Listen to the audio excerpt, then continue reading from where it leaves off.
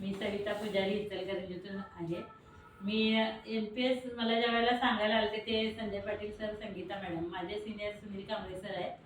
पण त्यांनी मला सांगितलेलं भरायला पाहिजे, मग यांना घेऊन आलेले घरी. फॉर्म भरला मी, भरला. पण मी म्हटलं माझ्याकडे आत्ता काय पैसे नाही, जसं आपण सगळे सांगताय तसं.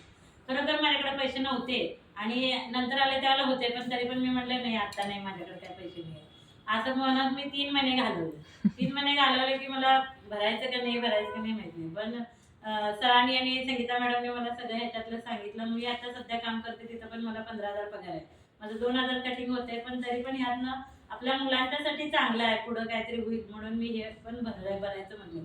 तरी पण म्हटलं जाऊ दे आणि थोडे दिवस बघूया, पण मी काय लक्ष दिलं नाही. पण ज्यावेळेला रात्री संगीता मॅडम 9-9:30 वाजता आल्या आणि मला म्हणाल्या की सुनील सरांनी सांगितलं तुमचा हप्ता भरायचा आहे. त्यावेळेस संध्याकाळ झाली, पण मी असं पण म्हटलं नाही संध्याकाळचं का भरू काय.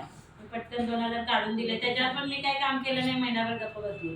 आणि जेव्हा मी कोल्हापूरच्या मीटिंगला गेलते, वडगावच्या मीटिंगला गेलते, त्या मीटिंगमधून आल्यापासून मग मी सगळं काम करायला चांगलं आहे म्हणून चालू केलं. संजय सर आणि संगीता मॅडमचं आभार मानते.